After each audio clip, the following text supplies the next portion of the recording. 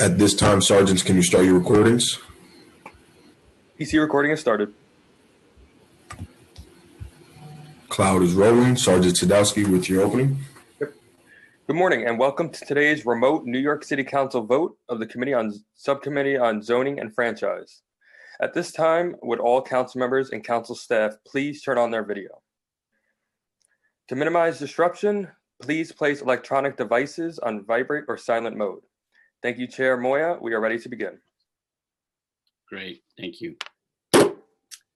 Good morning. I'm Councilmember Francisco Moya, Chair of the Subcommittee on Zoning and Franchises. I am joined remotely today by Council Members Barry Grodenchik, Council Members Reynoso, Levin, Rivera, and it brings me great pleasure to introduce and bring in, of course, two new members, Councilmember Diana Ayala and Councilmember Joe Borelli. Welcome to the committee. We're looking forward to doing some good things together.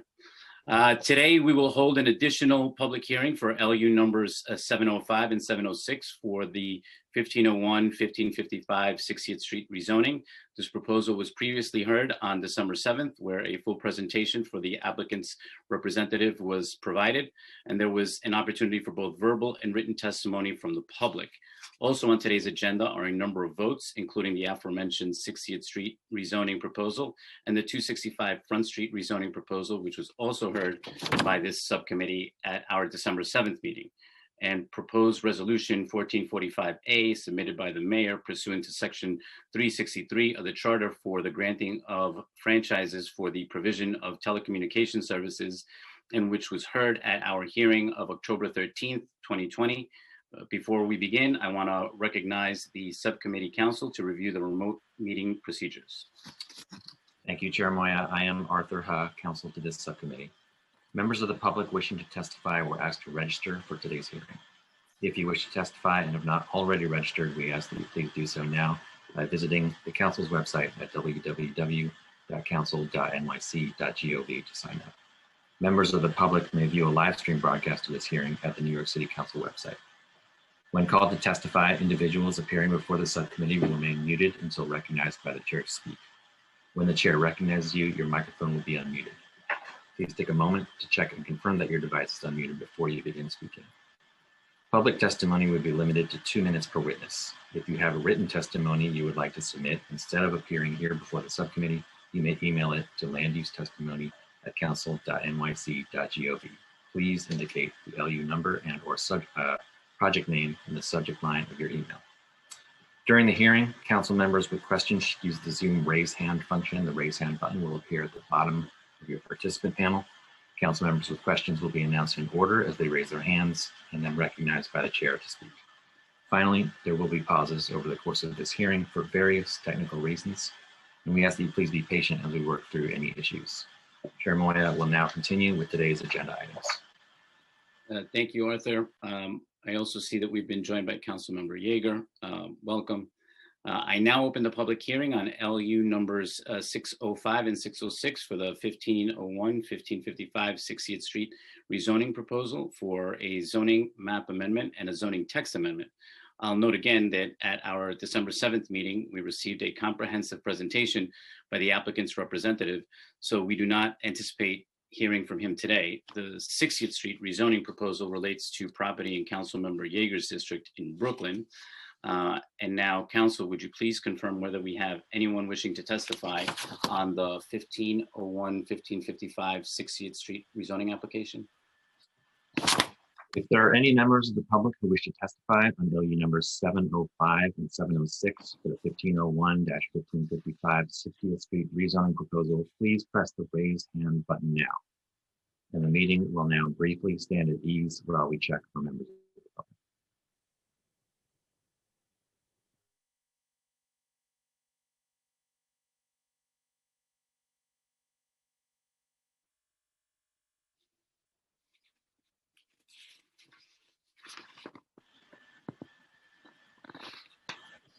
Chair Moy, I see no members of the public who wish to testify on this item.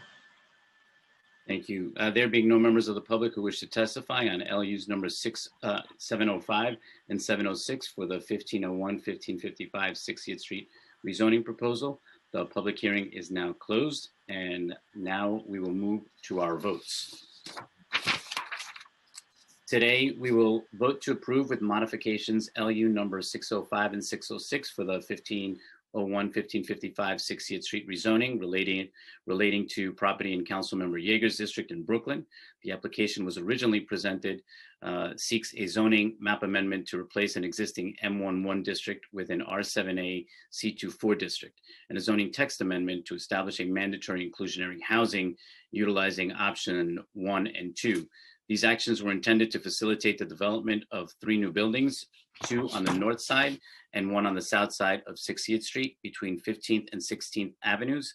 The buildings on the north side of the street would each be 7 stories with ground floor commercial and residential use above, including 23 and 39 units in each building, while the building on the south side of the street would be 8 stories with ground floor commercial and 40 units on the upper floors.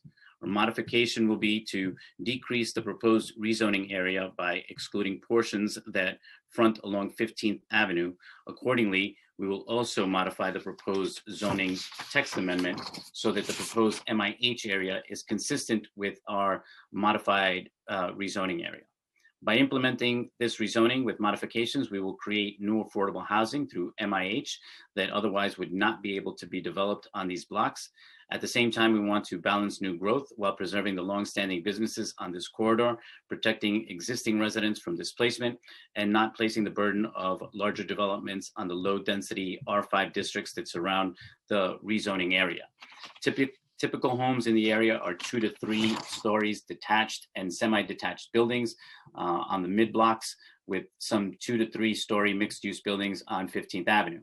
In contrast, the R7A district allowed development up to 85 feet in height and up to a maximum FRA of 4.6.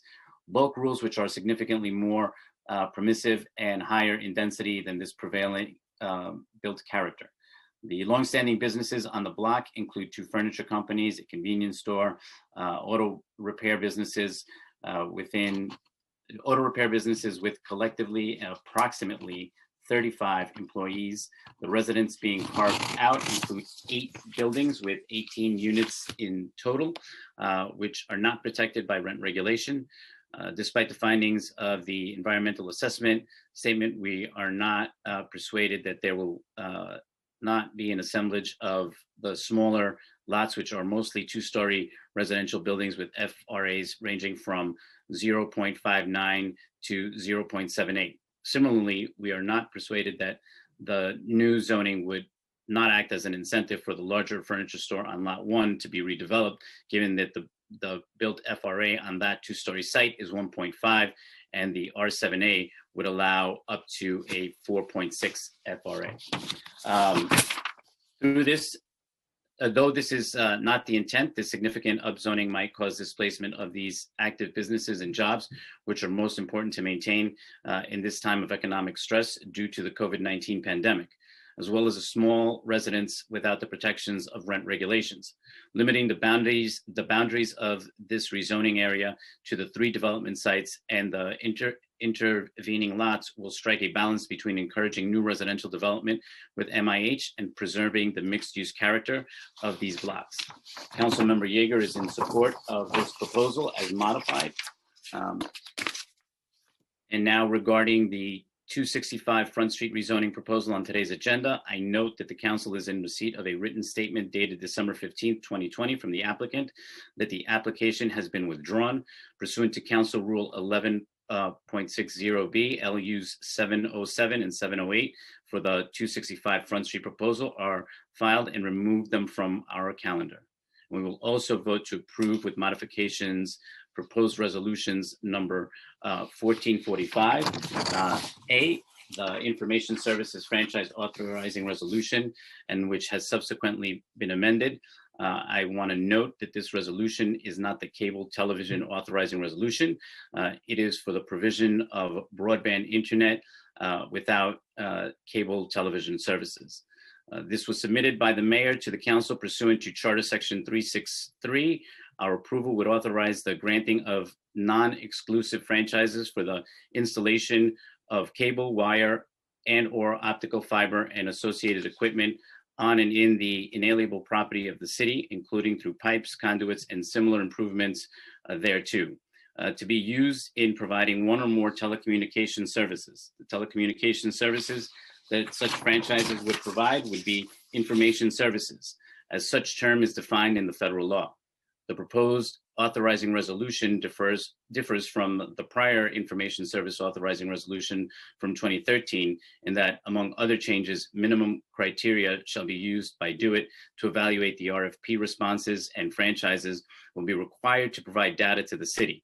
The council's modification would require any information service franchise agreement to include terms requiring reporting in compliance with labor transparency regulations, encouraging the provision of affordable high-speed broadband services to residential and commercial customers, and requiring compliance with any federal, state, or local law requiring net neutrality.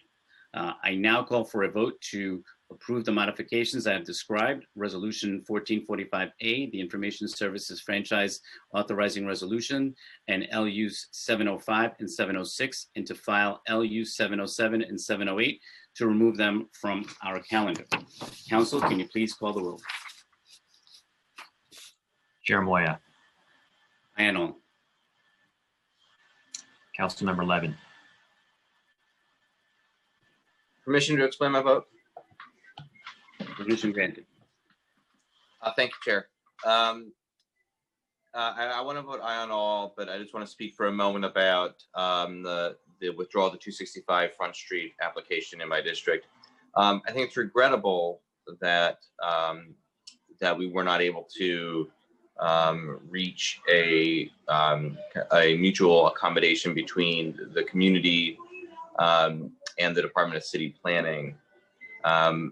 I want to thank the applicant for being willing and reasonable and trying everything that they could to meet the community's objectives in a zoning application. And so they expressed willingness to submit an application that was contextual with the community, an R6B application. This is going from an manufacturing M13 to a residential. They were willing to do an R6B. The community board supported that position. I supported that position. The local neighborhood association supported that position. The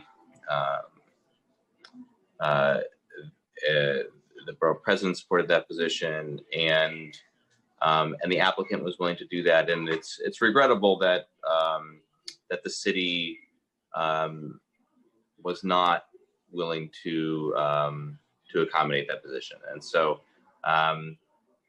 that is why we are where we are today. I just want to put that on the record so that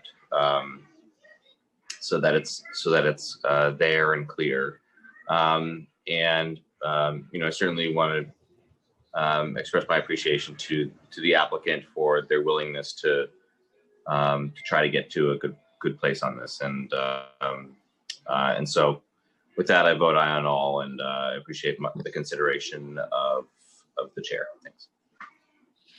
Thank you, Steve. Councilmember Reynoso, I vote aye on all. Councilmember Grodenchik, Aye. Councilmember Ayala, I vote aye on all. Councilmember Rivera, Aye. Councilmember Borelli, Thank you very much. I vote aye on all. a vote of 7 in the affirmative, no 0 in the negative, and no abstentions. The items are approved and referred to the full land use committee. Thank you. That concludes today's business. I would like to thank the members of the public, my colleagues, subcommittee council, land use, and other council staff, and the Sergeant at Arms for participating in today's meeting. This meeting is